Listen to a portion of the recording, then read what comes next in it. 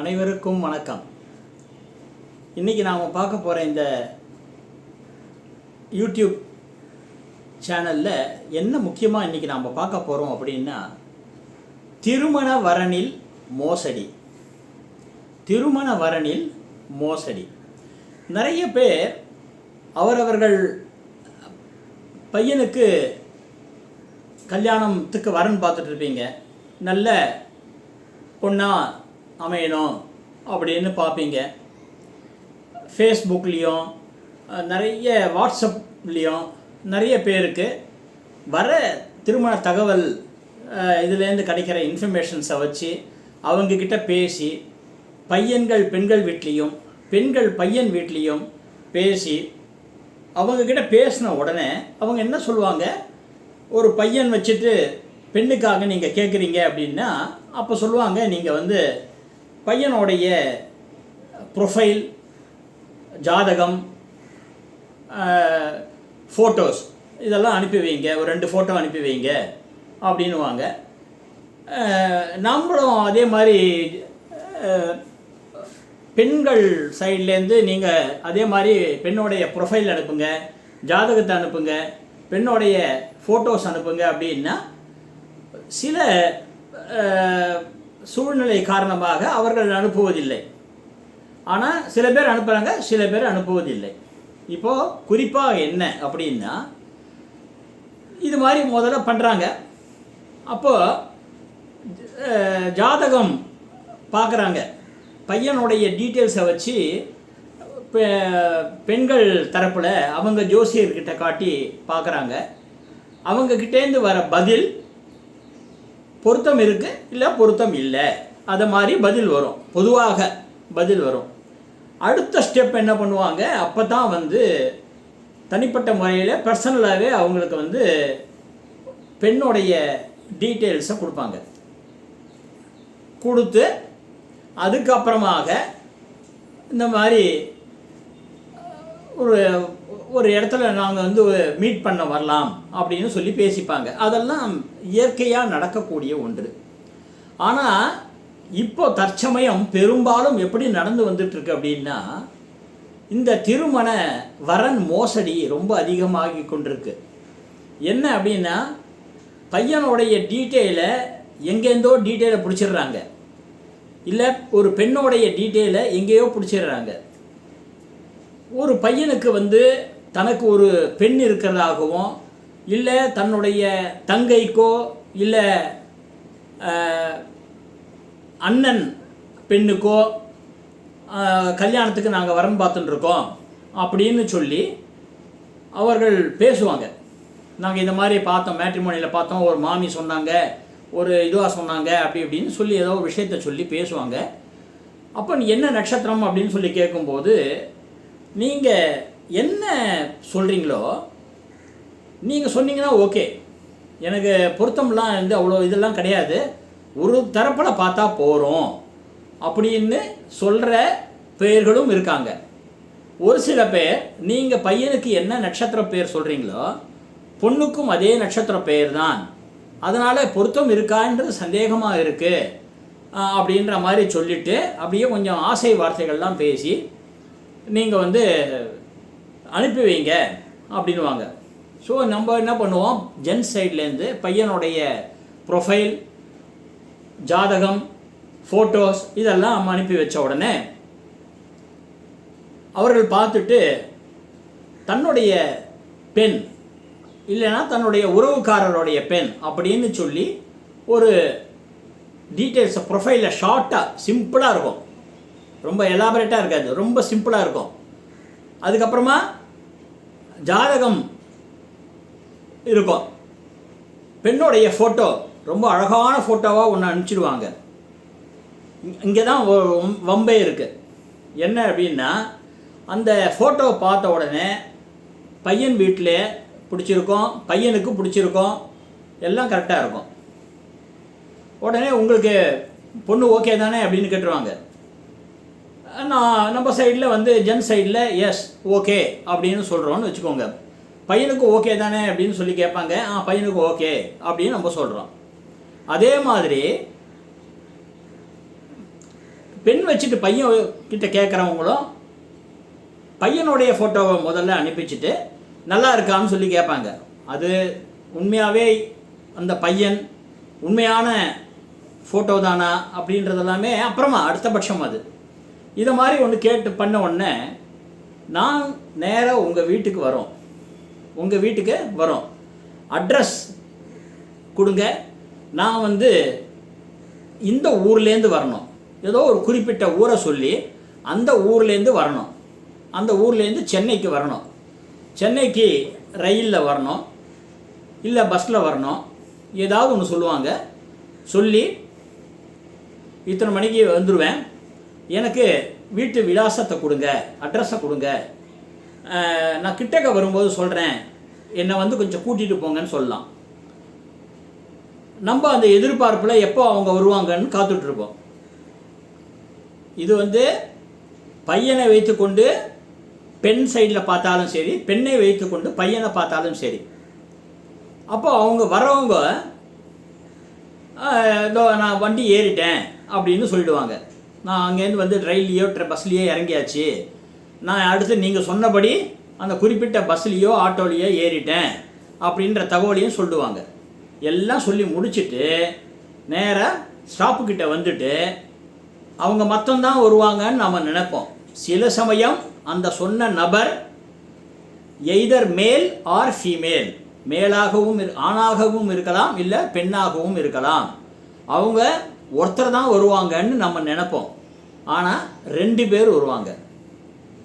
கூட ஒரு 20லேருந்து 24, 25 வயசுக்குள்ளே இருக்கிற ஒரு பொண்ணு கூட வரும். இவர் வயசானவராக இருப்பார், இந்த பேசினவர் கொஞ்சம் வயசானவராக இருப்பார். இல்லைன்னா அந்த லேடி வந்து கொஞ்சம் வயசானவங்களாக இருப்பாங்க. இப்போ இதை மாதிரி வந்து நாங்கள் வந்துட்டோம், நீங்கள் சொன்ன இடத்துல வந்துட்டோன்ன உடனே ஃபோனை வச்சு பார்த்தோன்னே மீட் பண்ணிவிட்டு அவங்க அங்கே அந்த வீட்டுக்கு அழைச்சிட்டு வந்த உடனே நாங்கள் வந்து வீடு பார்க்க தான் வந்திருக்கோம், இங்கே வந்து பொண்ணு வாழ வரப்போகிறா, அப்போ இந்த வீடு எப்படி இருக்குன்னு பார்க்கணும், அதுக்கு தான் நாங்கள் குறிப்பாக பார்த்துட்டு வர சொன்னேன் அப்படின்னு சொல்லுவாள். வந்த உடனே ரொம்ப டல்லாக முகத்தை ரொம்ப டல்லாக வச்சுப்பாங்க. 2 பேருமே முகத்தை ரொம்ப டல்லாக வச்சுப்பாங்க. ஏதாவது சாப்பிட்டீங்களா என்ன ஏதுன்னு கேட்டால் இல்லை ஒன்றும் சாப்பிடலை, சில சூழ்நிலைகளால் சாப்பிடலை அப்படின்ற மாதிரி சொல்லுவாங்க. அதுக்கப்புறமாக என்ன அப்படின்னு சொல்லி பார்த்தா, சரி நம்மளுக்கு ஒரு மனிதாபிமானம்னு ஒன்று இருக்கு இல்லையா, சரி நீங்கள் வந்து இட்லி மாவு இருக்குது இல்லை தோசை மாவு இருக்குது செஞ்சு தரேன் சாப்பிட்றீங்களா அப்படின்னு நம்ம கேட்குறோம். அப்படின்னா முதல்ல வேணாம் எனக்கு காஃபி மட்டும் போகிறோன்ற மாதிரி சொல்லுவாங்க. அதுக்கப்புறமா கொடுத்தா சாப்பிடவும் செய்வாங்க. சாப்பிட்டுட்டு காஃபியை நம்ம கொடுத்து முடித்த உடனே அந்த நேரத்தில் காஃபி கொடுத்து முடித்த நேரத்தில் அப்போது அந்த நேரத்தில் ஏதாவது இதை பற்றி பேச தான் வந்திருக்காங்க, இல்லை ஒரு இதுவாக வேறு ஏதாவது பேசுவாங்க அப்படின்னு நம்ம எதிர்பார்த்துட்டுருப்போம். நிறைய மேட்ரே பேச மாட்டாங்க, ஒன்றுமே இருக்காது. சிம்பிளாக ஒரு 2 வார்த்தைகள் சொல்லிவிட்டு இது சிங்கிள் பெட்ரூமா டபுள் பெட்ரூமா அந்த ஒரே ஒரு வார்த்தை மட்டும் கேட்பாங்க, அவ்வளோதான். கேட்டுட்டு அதுக்கப்புறமா அவங்களே வந்து சொல்ல ஆரம்பிப்பாங்க, நான் ரயிலில் வந்தபோது, இல்லைன்னா ஆட்டோவில் வந்தபோது, இல்லைன்னா பஸ்ஸில் வந்தபோது தன்னுடைய மணி பர்ஸை யாரோ அடிச்சிட்டாங்க, தன்கிட்ட அது இல்லை, பேகு வேற ஒரு பேகு நான் இதுவும் தனியாக வச்சுருந்தேன், அதை மட்டும் அடிச்சிட்டாங்க, அது அந்த கலரில் இருக்கும் இந்த கலரில் இருக்கும், அடிச்சிட்டாங்க. அங்கே பக்கத்தில் இருக்கிற டிப்போ பஸ்ஸாக இருந்தாலும் சரி, அங்கே போய் அந்த டிரைவர் கண்டக்டர்ஸ் அவங்கக்கிட்ட சைடில் அவங்களுக்கு கேட்டாலும் சரி, நான் ரயில்வே ஸ்டேஷனாக இருந்தால் ரயில்வே ஸ்டேஷனுடைய இன்சார்ஜிக்கிட்ட கேட்டேன், அங்கே எதுக்கு அங்கே கேட்டேன் இங்கே கேட்டேன், அதெல்லாம் நீங்கள் வந்து எங்ககிட்ட இப்போ சொல்லக்கூடாது, அது நீங்கள் வந்து ப்ராப்பரான இதில் வரல, அதாவது ரிசர்வேஷன் இல்லாமல் ஒரு அன்ரிசர்வ்டில் வந்துட்டீங்க, அதனால் அந்த மாதிரி இதெல்லாம் நாங்கள் பொறுப்பேற்க முடியாது அப்படின்னு அவங்க சொல்லிட்டாங்க. அப்படியே இப்படியே அப்படின்னு சொல்லிவிட்டு இந்த பொண்ணுக்கு நாளைக்கு பர்த்டே ட்ரெஸ் வாங்கணும்னு வந்தேன், இந்த பொண்ணு படிச்சுக்கிட்டு இருக்கா, இவளுக்கு நான் புஸ்தகம் வாங்கணும்னு வந்தேன், குறிப்பிட்ட புஸ்தகம் அது விட்டு போச்சு, அப்படியே இப்படின்னு சொல்லிவிட்டு அதோட விலை இவ்வளோ ரூபா அப்படின்னு சொல்லிவிட்டு வேறு விஷயங்கள் ஏதாவது டாப்பிக்கில் சொல்லலாம். அங்கே வந்தாங்க இங்கே வந்தாங்க இது போயிடுத்து அப்படி போயிடுத்து இப்படிலாம் சொல்லிவிட்டு உங்களால் கொஞ்சம் ஹெல்ப் பண்ணால் தேவையில்லை, நான் போயிட்டு பணத்தை அனுப்பிடுறேன், நான் போயிட்டு பணத்தை உங்களுக்கு அனுப்பிச்சிடுறேன், உங்களுக்கு ஜிபே பண்ணிடுறேன் அப்படியே இப்படின்னு சொல்லுவாங்க. அந்த நேரத்தில் சம்பந்தம் விட்டு போகக்கூடாது, உறவுகள் உறவுகள் விட்டு போயிடக்கூடாது அப்படின்னு ஒரு மனம் இறங்கி சில பேர் இல்லை பல இடத்துல நடந்துட்டு இருக்குது. அதுக்காக தான் சொல்கிறேன். அதனால் என்ன பண்ணுவாங்க, ரூபாய் எவ்வளோ தேவைப்படுறது உங்களுக்கு அப்படின்னு கேட்கும்போது 2000 வேணும், 4000 வேணும், இல்லை 5000 வேணும், ஏதோ ஒன்று சொல்லுவாங்க. நாளைக்கு கண்டிப்பாக நான் அனுப்பிச்சிடுறேன், ஒரு இதுக்காக நான் போயிட்டுருக்கேன், கண்டிப்பாக அனுப்பிச்சிடுறேன் அப்படின்னு சொல்லி குழைய பேசி உங்ககிட்டேருந்து அந்த பணத்தை கேஷாக வாங்குவார்கள். ஜிபேலாம் கிடையாது, கேஷாகவே வாங்குவார்கள். வாங்குகிற அளவுக்கு அவர்கள் பேசுவார்கள். பேசி முடிச்சுட்டு நீங்கள் கொடுத்தோடனே எல்லாம் சரியாக அவங்களதான் வந்த பர்பஸ் வேலை ஓவர். அதுக்கப்புறமா நீங்கள் என்ன சொன்னாலும் அவங்க காதில் ஏறாது. அதுக்கப்புறமா சரி வயசானவங்களாக இருக்காங்களே கொண்டு போய் பஸ் ஸ்டாண்டு வரையும் விடுவோம் அப்படின்னு கொண்டு போய் பஸ் ஸ்டாண்டு வரையும் விட்டுட்டு இப்படி விட்டு வந்தோன்னே வரேன் டாட்டா காட்டிட்டு வந்துடுவாங்க. அதுக்கப்புறமா என்ன பண்ணுவாங்க, சில சூழ்நிலைகளால் அன்றைக்கி ஒரு 4-5 மணி நேரம் கழித்து இல்லை ஒரு 6 மணி நேரம் கழித்து உங்களுக்கு வாட்ஸ்அப்பில் ஒரு மெசேஜ் வரும். சில சூழ்நிலைகளால் அந்த குறிப்பிட்ட பொண்ணோடைய பேரை போட்டு அவள் மேற்படிப்பு படிக்க போகிறாளாம், அதனால் இப்போ கல்யாணத்தில் அவள் இன்ட்ரெஸ்ட் காட்டலை, இன்னும் ஒரு 4 வருஷம் ஆகும் 5 வருஷம் ஆகும், அதனால் இந்த வரன் ஒத்து வராது அப்படின்னு சொல்லிடுவாங்க. வேறு சூழ்நிலைகள் அப்படியே இப்படியே உங்கள் வீடு சின்னதாக இருக்கும்போது ஒன்றும் சொல்ல மாட்டாங்க. உங்கள் வீடு சின்னதாக இருக்குது, உங்கள் வந்தால் சரியில்லை, நீங்கள் வந்தீங்கன்னா உங்கள் வீட்டில் குடும்ப உறுப்பினர்கள் ரொம்ப குறைவாக இருக்காங்க, ஒரு நிறைய பேர் இருக்கிற குடும்பமாக வேணும் அப்படின்னு சொல்லுவாங்க. நிறைய பேர் இருக்கிற குடும்பத்துக்கு பக்கம் வந்தாங்கன்னா ரொம்ப பேர் இருக்காங்க, ரொம்ப குறைவான மனுஷங்க இருந்தால் தான் நல்லது அப்படின்னு சொல்லுவாங்க. இந்த மாதிரி ஏதாவது ஒரு காரணத்தை சொல்லி அதனால் உங்ககிட்ட நாங்கள் வரன் வச்சுக்கல, சம்பந்தம் கிடையாது அப்படின்னு சொல்லி அப்ரப்டாக விட்டுருவாங்க. சரி வாங்கிட்டு போயிருக்கிற பணத்தை திருப்பி கொடுக்கணும் இல்லையா, அதுக்கு நீங்கள் வாங்கிட்டு போன அமௌண்ட்டை நான் சீக்கிரம் நாளைக்கு கொடுக்குறேன்னு சொன்னீங்களே கொடுத்துருங்க அப்படின்னு நம்ம சொல்கிறோன்னு வச்சுக்கோங்க. அது இன்னும் கொஞ்சம் ரோஷம் அதிகமாக போய் அதை வார்த்தைகள் ஜாலங்கள்லாம் போடுவாங்க. நான் இப்படியே நான் சீக்கிரம் கொடுத்துட்றேன் போயிடுறேன் அப்படி இப்படின்லாம் சொல்லுவாங்க. ஆனால் பணம் வருவது கடினம். ஏன்னா இந்த மாதிரி சீட்டிங் பண்ணுற கும்பல்கள் இப்போ நிறைய இருக்குது. அதனால தான் குறிப்பாக சொல்கிறோம், கல்யாண வரன்கள் பார்ப்பதில் மோசடி நடந்து கொண்டிருப்பதால் எல்லோரும் கொஞ்சம் எச்சரிக்கையாக இருங்கள். யாராவது ஏதாவது சொன்னாங்கன்னா இனிமேல் இந்த வீடியோ பார்த்த உடனே இனிமேல் யாராவது ஏதாவது நான் உங்கள் இடத்துக்கு வரேன் அப்படின்னு நிச்சயதார்த்தம் ஆகிறதுக்கு முன்னால் யாராவது உங்கள் வீட்டை பார்க்குறதுக்கு வரேன் அப்படியே இப்படியேன்னு சொன்னாங்கன்னா எந்த ரூபத்தில் எப்படி நிற்கும்னு தெரியாது நம்மளுக்கு. அப்போ இங்கே நம்மளுக்கு பகவான் அந்த பச்சாதாபம் காருண்யம் அதெல்லாம் படைச்சி விட்டார். நம்மளுக்கு அதெல்லாம் எடுத்து கொடுத்துடுவோம் ரூபாயை. அதனால் ஜாக்கிரதையாக நாம் நடந்து கொண்டு ஒரு பொது இடத்துல மீட் பண்ணிக்கலாம். நீங்கள் வெளியூர்லேருந்து வரீங்களா, நீங்கள் சென்னையில் எங்கள் இடத்துக்கு வரணுன்றது இல்லை, காமனாக வாங்க, இந்த கோயிலுக்கு வாங்க, இல்லை இந்த இடத்துக்கு வாங்க, இந்த ஏதாவது ஒரு பொது இடத்த சொல்லி அந்த இடத்துக்கு வாங்க. பேசுறதுனா தனிப்பட்ட முறையில் பேசலாம். இந்த வீட்டு பெரிய மனுஷங்க, அந்த வீட்டு பெரிய மனுஷங்க, இல்லை பொண்ணு மாப்பிள்ளையும் பேசணுமா, எதா இருந்தாலும் தனி இடமா முதல்ல பொது இடமாக தேர்வு செஞ்சு கூட ஒரு 2 பேரை வச்சுட்டு பேசுகிறது நல்லது. நம்ம மட்டும் இல்லாமல் ஒரு நண்பர்களோ ரிலேஷன்ஸோ யாராவது ஒருத்தரை ஒரு சாட்சியாக விட்னஸாக வச்சுட்டு அவங்கள வச்சுட்டு பேசுகிறது நல்லது அப்படின்னு சொல்லி இந்த திருமண வரன் மோசடி அப்படின்ற இந்த டாப்பிக்கில் இன்றைக்கி நான் சொல்லியிருக்கிறத எல்லோரும் தயவு செஞ்சு முழுக்க கேளுங்க. ஏதாவது வரன்களில் இதை மாதிரிலாம் ஏதாவது உங்களுக்கு வரும், வாழ்க்கையில் கண்டிப்பாக வரும். கண்டிப்பாக நிறைய விஷயங்கள் இருக்குது. ஒரு மாதிரி பேசுவாங்க. அந்த திருமண வரன் எப்படின்னு கேட்டிங்கன்னா, பொண்ணையும் பையனையும் மீட் பண்ணி, அதாவது மீட் பண்ணாமையே பேச வச்சுருவாங்க. வெளியூரில் இருக்கேன், அந்த வெளியூர் பேரை சொல்லி வெளியூரில் இருக்காங்க பொண்ணு, இங்கே பையன் அப்படின்னு சொல்லிட்டு ஃபோனில் பேச வச்சுட்டு, அதுக்கப்புறமா என்னை ரொம்ப உங்களை ரொம்ப பிடிச்சிருக்கு அப்படின்னு பையனை ரொம்ப பிடிச்சிருக்கிறதாக பொண்ணு சொல்லும். இது பையனும் பேச்சில் இதுவாகி ரைட் ஓகே எனக்கும் பிடிச்சிருக்குன்னு சொல்லுவாங்க, ரைட்டாக இருக்கும். இந்த நெக்ஸ்ட் டேவே அதுக்கு என்னன்னு கேட்டிங்கன்னா, இப்படிப்பட்ட குடும்பங்களில் பார்த்தீங்கன்னா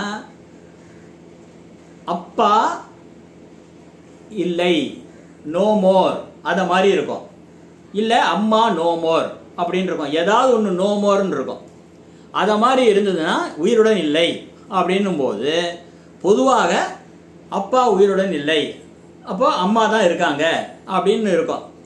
இப்போ இந்த மாதிரி ஃபோனில் பேசி முடித்த உடனே மறுநாளே என்ன பண்ணுவாங்க, திடீர்னு அந்த கல்யாண வரன் பார்க்கப்பட்ட பெண், அந்த பொண்ணு இந்த பையனுக்கு மொபைல் நம்பர்லாம் வாங்கிடுறாங்க இல்லையா, டக்கு டக்குன்னு அவனுக்கு தனிப்பட்ட முறையிலே வாட்ஸ்அப்பில் தன்னுடைய அம்மாவுக்கு உடல் நலம் ரொம்ப சீரியஸாக இருக்குது, திடீர்னு ஹார்ட் அட்டாக் வந்துடுச்சு, அதனால் இந்த உதவி செய்யுமாறு கேட்டுக்கிறேன், உங்களால் முடிஞ்ச பண உதவி கொஞ்சம் கொடுங்க, எனக்கு இம்மீடியட்டாக பணம் தேவைப்படுறது, ஆன்ஜியோ பண்ணணும், அதை பண்ணணும், இதை பண்ணணும், எனக்கு இம்மீடியட்டாக எனக்கு கொடுங்க அப்படின்னு சொல்லி அந்த பேசுகிறதுலையே ஃபண்ட் பேலன்ஸ், பேங்க் பேலன்ஸ்லாம் தெரிஞ்சுன்ற அளவுக்கு பேசிப்பாங்க. ஆனால் யாரும் சொல்ல மாட்டாங்க. இருந்தாலும் அவங்க எப்படியாவது எனக்கு ஏற்பாடு பண்ணியாவது கொடுங்க அப்படின்ட்டுவாங்க.